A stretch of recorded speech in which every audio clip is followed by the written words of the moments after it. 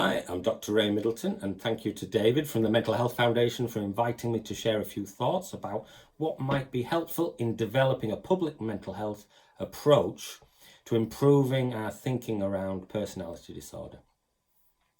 So at the moment, I work for Fulfilling Lives I write and deliver training. So I'm the workforce development lead, and I've done that for a number of years. But in the past, I've also been a care coordinator in an early intervention psychosis service, and I've managed personality disorder services before that. And so I've got those sorts of experiences as a professional working, and I've done a PhD looking at personality disorder and narrative or dialogical alternatives to the medical model. But before that, in the 1990s, I had a particularly troubled journey through life, I suppose you could call that as a metaphor. And I ended up having lots of problems. So I was unemployed for 5 years, and I ended up in the mental health system being assessed. And the way that kind of discourse works, narrative works, is it's a genre, isn't it? The mental health, the medical model in mental health. And you can imagine all a genre is like a general set of expectations about what's going to happen. So if I said the kind of medical science approach to understanding mental distress, you could think that maybe doctors and nurses, hospitals, medication, diagnosis, that type of typical things are going to come up in the plot. A bit like the science fiction or a horror genre. You could expect a few typical things to come up.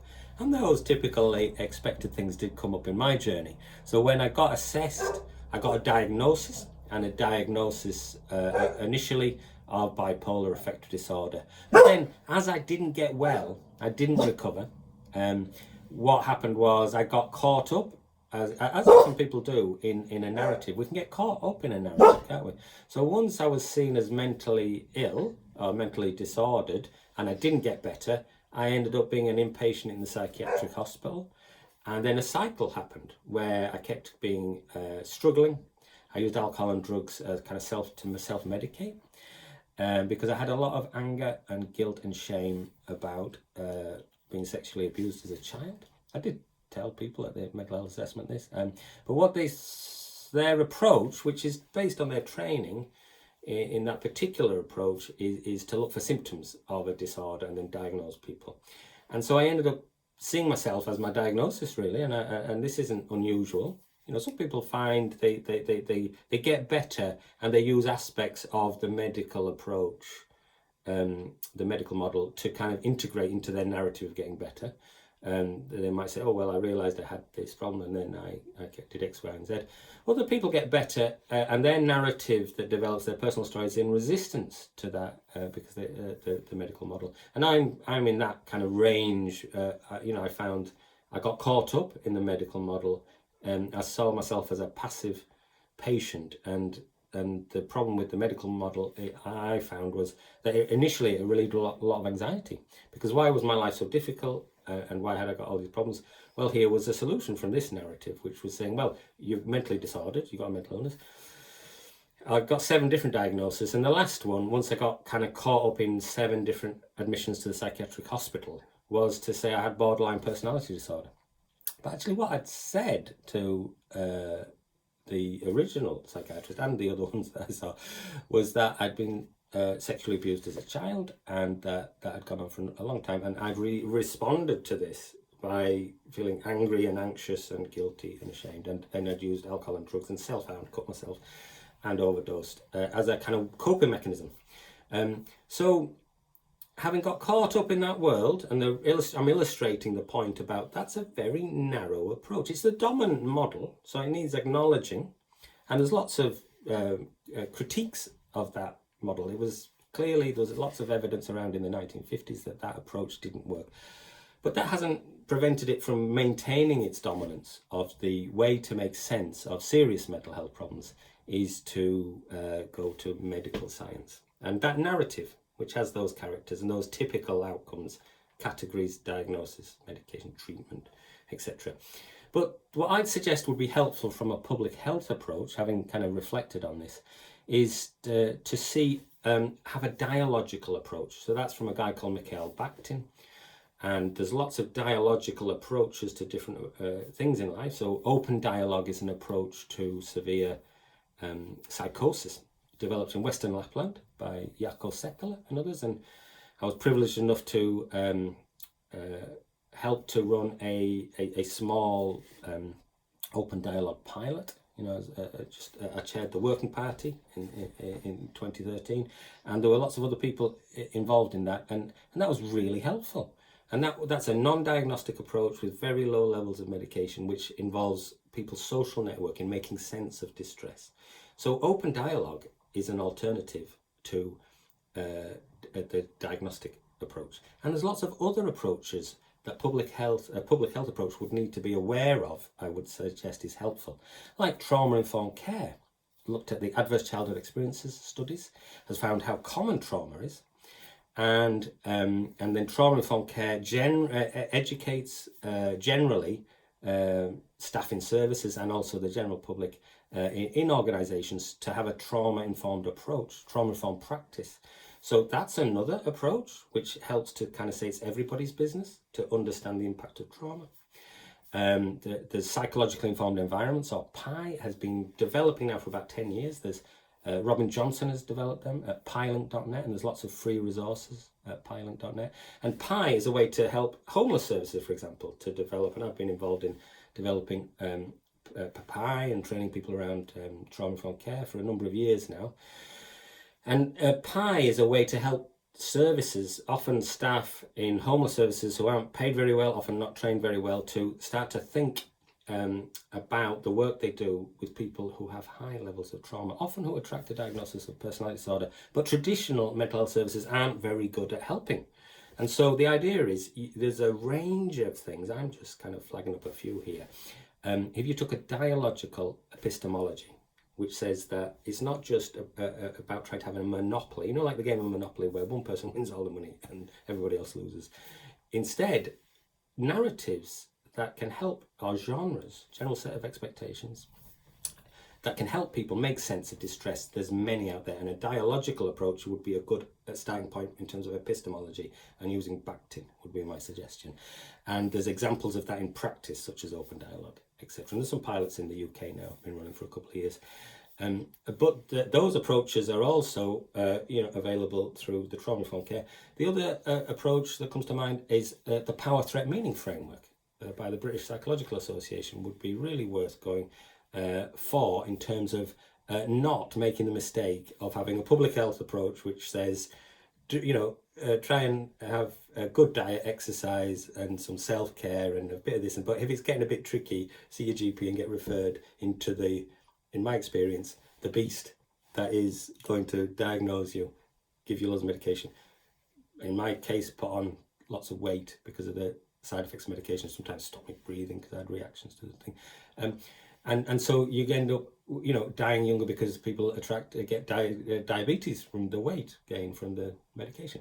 So, I'm not saying medication sometimes can't be helpful, but in general, let's be honest, the benefits of medication are exaggerated and the downside is played down by the professionals involved in prescribing. And there's lots of evidence around there. You can look at the website Mad in America, for example, has lots of access to different critiques of that approach. So what am I saying here is, on the one hand, I think we need to acknowledge that for lots of people, the medical science approach, the dominant approach there, a diagnosis, is unhelpful and damaging. The range of people, some people get caught up in it like I did, and then you find a narrative to escape and ways to get better. So a public health approach needs to avoid kind of just falling into that trap of trying to funnel people towards there. And epistemologically, a dialogical approach based on Bakhtin would be a good starting point to avoid epistemic injustice, where you give all the power to one particular way of looking at the world, like medical science, and devalue all the others, because there's tons of other approaches to making sense of mental distress.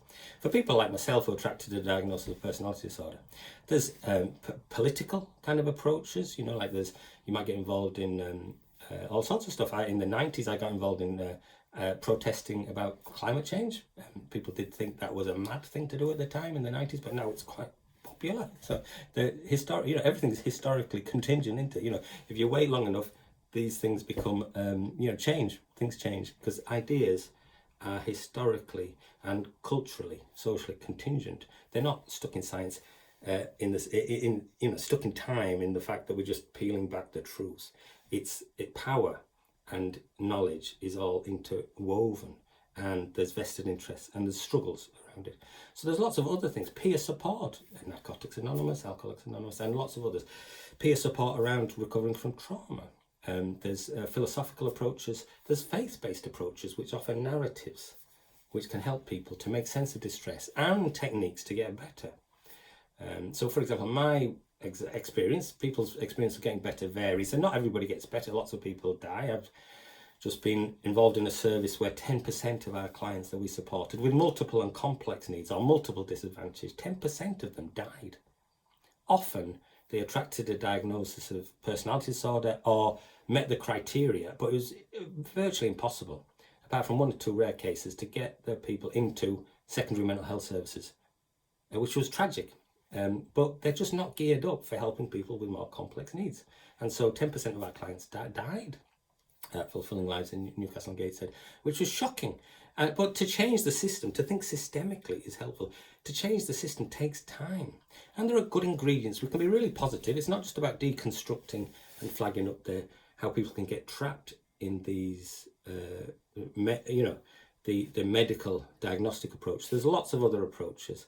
So listening to people's personal stories broadly is what helps in developing personal narratives, because human beings are social and relational and ethical beings, and we see ourselves in a narrative. And if we're stuck in a narrative, like I was stuck in seeing myself as mentally ill, as diagnosed with personality disorder for a few years, and then for me it was a faith approach. I became a Christian, and that helped me to make sense of the resentment I had, and I forgave people, and that freed me up from feeling resentful and needing to use alcohol and drugs and cut myself to cope with overwhelming feelings. Now, I appreciate other people might find other narratives to escape, but what you need from a public health point of view is to value that range of things out there that could be helpful in making sense of the personality traits that attract that diagnosis. And if we think about those traits, they tend to be, my take on this was, the traits are there. Let's not pretend that people don't have very distressing lives and can be distressing to the people around them. So when I was very troubled, I used to end up in and out of the psychiatric hospital many times, or A&E, self-harming, overdosing, lots of problems. So it was an awful life. It's very distressing, and distressing to people around me who cared about me, to think, well, what could happen? But partly they've been disempowered by thinking, oh, it's very complicated what's wrong with Ray. He keeps getting these different diagnoses. What was helpful from a public health point of view is to empower the average person to be able to think you can be helpful by listening to someone about their narrative, their story, and help them develop that narrative, so narrative competence. And how do the personality traits affect people's social functioning is a reasonable question, but you don't need a medical science approach to that. So most of the personality traits that affect social functioning are, in my view, about too much or too little of something. Too little self-control, too much guilt, too much anger, the repetitive excess of alcohol and drugs, like addiction type problems to cover over distress. So what helped me is to have a trauma-informed approach, to see that it was my reactions to trauma, so a power threat meaning kind of framework would help with that. They'd ask questions like, how's power operating in your life? And are these understandable reactions to trauma, the habits that I developed? So we develop these personality traits or habits, some of which can be skills and some of which are unhelpful habits. And you can find a language to talk about that. I think you need to see that these habits, and there's about 70 or 80 of them clustered around what people call personality disorder, but these habits of repetitive excess, we need techniques of the self. So Foucault has this idea about techniques of the self, and that could be a useful kind of concept from academia to think about, in terms of Foucault's writing around ethics, and the history of sexuality is quite helpful in terms of how can we work on ourselves to change ourselves, to have not too little or too much of something, but that kind of moderate idea, which is seen as skillful. And so we need some helpful narratives that allow us to think about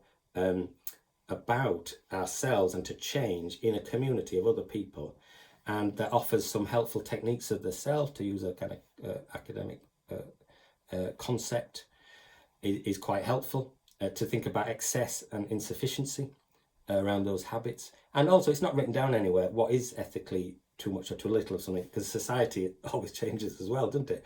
So what was thought of as too little concern about too much concern about the environment now is like, oh well, climate change is a real thing. So things change over time about what people value, what traits or habits are seen as skillful, like being reliable, a good listener, and patient are examples of habits that are valued, and what's too much or too little. But actually, when two people meet, we're two unfinished personalities having a conversation. So I might start to think you're annoying, but actually it might be my lack of patience. So you see how these personality traits are dialogical. So treating them dialogically and in opening up a dialogue about these traits. So why is this cluster of traits causing you problems with social functioning? So it might be this type of society is kind of expecting X, Y, and Z. It might be a highly consumer capitalist society that's expecting some things, and then I'm not fitting in. So it doesn't prescribe a solution, but it says let's be able to talk about our personality traits or habits in terms of a mixture of skills and things that are too much or too little, problematic. And let's say that we all have difficulties. We all have difficulties. I've got some issues because I'm a human being. You have too, whether or not we admit it. So human beings have issues. So the skillful thing would be able to talk about narratives, offer a range of narratives that people can escape from a narrative if it's not working. Just give it up. I should have given up some of the narratives I got involved in a lot sooner than years of kind of persevering with a narrative that's not working. Health narrative is supposed to cure you and get you well. So if it hasn't done that in a few months, look for a better narrative, a believable narrative to escape from one into another. And then once you're in a believable narrative, find out what are the techniques of the self to work out how are these personality traits of excess and insufficiency affecting my ability to social function, and then find ways to find community and belonging. They'd be a few thoughts from Bakhtin. The moral, ethical side, there's a guy called Taylor. It's quite helpful as well. And then Foucault, the ethical side as well, around too much or too little, and opening up a dialogue around those personality traits would be my kind of suggestion about a few ideas that might be useful in developing a public health approach to better thinking around the issue of personality disorder. Thank you.